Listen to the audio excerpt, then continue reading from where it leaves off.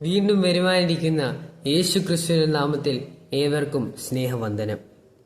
വിശുദ്ധ നോമ്പിന്റെ 24-ാം ദിവസം അല്പനേരത്തെ ചിന്തയ്ക്കായി എടുത്തിരിക്കുന്ന വാക്യം യോഹന്നാൻ 14:15. നിങ്ങൾ എന്നെ സ്നേഹിക്കുന്നുവെങ്കിൽ എൻ്റെ കൽപ്പനകളെ കാത്തുകൊള്ളും. ഈ വാക്യത്തിലൂടെ ദൈവം തന്നെ സ്നേഹിക്കുന്നതിന് അനുസരണത്തിന്റെ മൂല്യം വ്യക്തമാക്കി തരുന്നു. ക്രിസ്തുമസിന്റെ സംഭവബഹുലമായ പശ്ചാത്തലത്തിലൂടെ നാം സഞ്ചരിക്കുമ്പോൾ ദൈവഹിതത്തിന്റെ പൂർത്തീകരണത്തിനായി പലരുടെയും അനുസരണത്തിന്റെ അനുഭവത്തിലൂടെ നമുക്ക് കടന്നു പോകുവാൻ സാധിക്കുന്നു. ഇതാ ഞാൻ കർത്താവിന്റെ ദാസി, നിന്റെ വാക്കുപോലെ എനിക്ക് ഭവിക്കട്ടെ എന്ന് മറിയയുടെ പ്രതികരണം ദൈവപുത്രനെ വഹിക്കുക എന്നുള്ള ദൈവിക പദ്ധതിയോടുള്ള അനുസരണത്തെ ചൂണ്ടിക്കാട്ടുന്നു.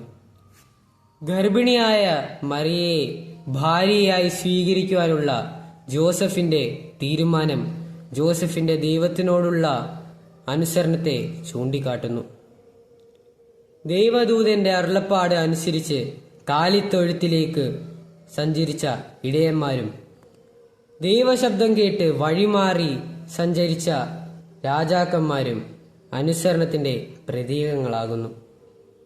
ഈ ക്രിസ്തുമസ് കാലത്ത് കരോൾ ഗാനങ്ങളും സമ്മാനങ്ങളുമായി ക്രിസ്തുവിന്റെ വരവേൽപ്പ് ഒന്നിക്കുന്നതിനോടൊപ്പം മറിയയെ പോലെ ഇതാ ഞാൻ കർത്താവിന്റെ ദാസി എന്നു പറയുവാനും അനുസരണയിലൂടെ ദൈവസ്നേഹം അനുഭവിച്ചറിഞ്ഞ് ദൈവിക പദ്ധതിയിലൂടെ ഭാഗമായി തീരുവാനും നമ്മൾ ഓരോരുത്തർക്കും സാധിക്കട്ടെ എന്ന് ആശംസിക്കുന്നു.